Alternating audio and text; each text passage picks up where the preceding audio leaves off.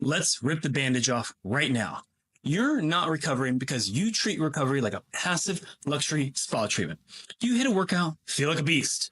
Maybe even post a clip with some skull emojis and DMX in the background.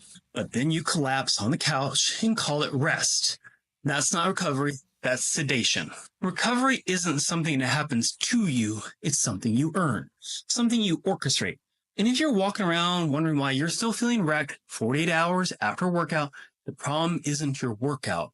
The problem is your recovery hygiene. And yes, that is a real thing. It matters a lot.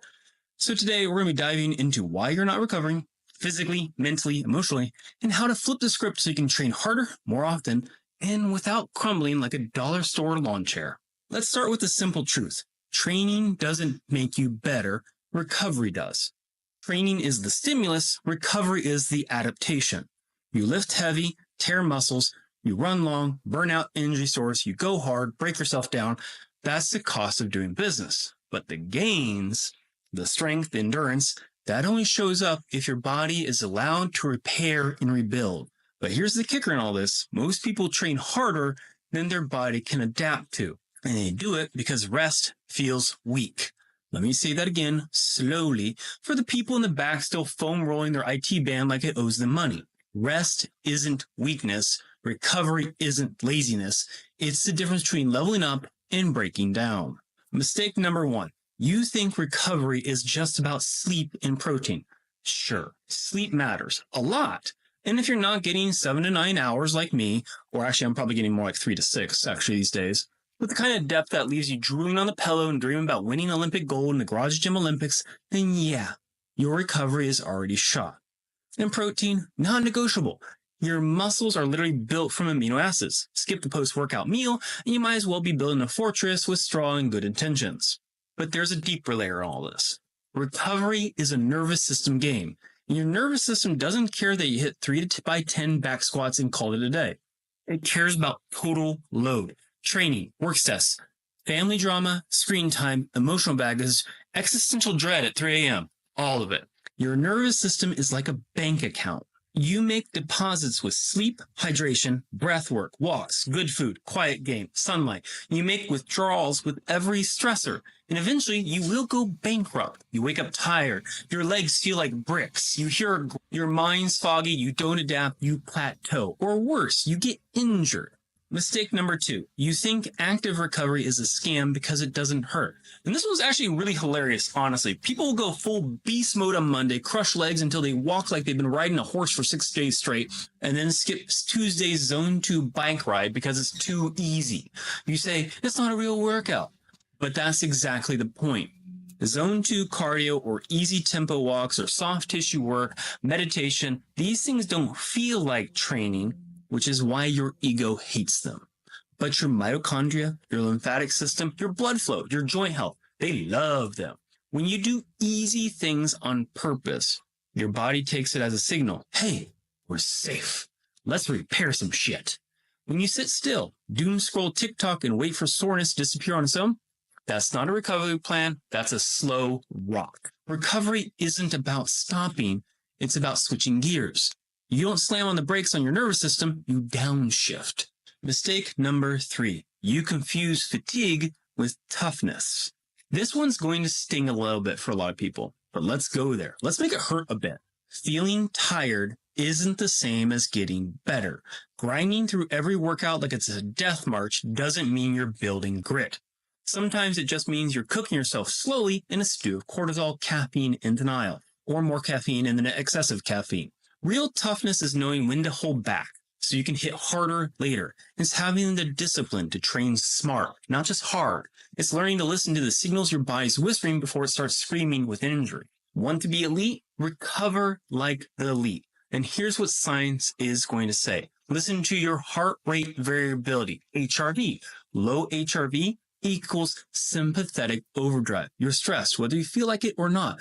A good way to do this is a watch. These things are actually great at measuring HRV when you're sleeping. Then also look at your resting heart rate. Track this. If it's 5 to 10 beats higher than usual, you're not ready to push again. Mood and motivation are also key. If you wake up hating life and not because you hate your job, your CNS might be cooked. Yes, you can override a lot of this with caffeine, loud music, your pre-workout so strong that it makes your teeth sweat. But long term, that's just lighting yourself on fire for warmth. So build yourself a recovery pyramid. Because yes, we're going to do pyramids now because they're great educational tools. Level 1, your base, your foundation, sleep.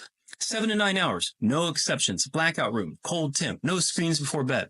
Level 2, nutrition. Make sure you're getting that 1.6 to 2.2 grams of protein per kilogram of body weight. That's a long word. Just eat a lot of protein. Enough carbs to replenish. Carbs are not evil. We'll go into nutrition and carbs some other day. Hydration, like it's also your job. Are you drinking more than a gallon a day? Good. It's a good start. Maybe drink more. Active recovery is your level 3. 20 to 40 minute zone 2 cardio. It could be a walk. It could be a run. It could be a run. It could be yoga. If you can tolerate your own thoughts for that long, I can't. Nervous system regulation, sunlight in the morning. Maybe do cold showers if that works for you. Contrast therapy, parasympathetic training. Yes, that is an actual thing called mindfulness, NSDR, etc. And then level 5, top of the pyramid, monitoring yourself. HRV, sleep scores, mood journals. You don't have to be a biohacker with 14 wearables, but data does help. Use it. If you're missing level 2, 1 or 2, don't even bother with the rest. You cannot out-supplement a garbage lifestyle. Okay, so what if you sleep, you eat like a grown-up, you walk and breathe and bathe in sunlight, but you're still feeling wrecked? That's when we talk about training volume and life alignment. Because here's the truth that most coaches won't say out loud. Most of you are doing too much. Not because you're weak, but because your life is heavy. If you've got kids, a full-time job, bills, stress, chronic anxiety, and you're trying to train like a 22-year-old full-time athlete with zero obligations, you're probably going to break. Prioritize your entire life. There are seasons to push, and then there are seasons to coast. If you refuse to adjust, your body will do it for you. Forging grit isn't about blind intensity. It's about intelligent suffering, discipline, long-term evolution. That means knowing when to throttle down so you can ramp up when it matters. To give a quick story and a reason why I go over this is like when I'm training for an ultra these days, it's hard. I have a 3-year-old toddler, full-time job, trying to start my own business. I don't sleep much. I sleep 5 hours a night. So recovery ends up being hugely important. Active recovery becomes a big part of my game. So that way I'm out there doing things, I'm training things, but at the same time, I'm making sure I downshift as needed.